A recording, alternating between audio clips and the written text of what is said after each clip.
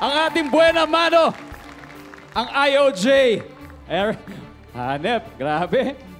Alam nyo, napapasayaw talaga lahat dito, pati nasa backstage. Pero anyway, bago po natin puntahan si Coach Billy, gusto natin marinig ang sasabihin ng ibang coaches. Simulan natin kay Coach Tel. Coach Tel, alam nyo, kung naalala nyo, 4-chair turner ang IOJ. Hindi ba? Na-amaze ka pa sa growth nila, especially after the guidance of Coach Billy? If I'm going to be technical, syempre, meron talagang nandun naririnig talaga. But, syempre, normal, pagka live performance, nandun yung kaba.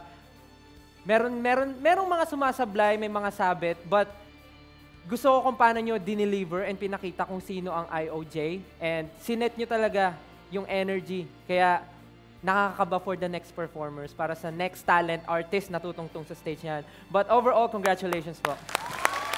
Sang-ayon ako dyan, Coach Tel. Kakaibang energy talaga ang binigay. Karamdaman mo rin ba yun, Coach Julie? Naramdaman ko lang siguro yung hesitant kayo kanina at medyo kinakabahan ng konti. I know you guys did your best and yeah, the Voice Generations is very lucky to have you. And congratulations.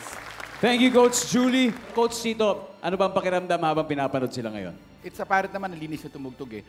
At this parang next level of competition, we were expecting something more parang kumbaga, spectacular, parang ganon.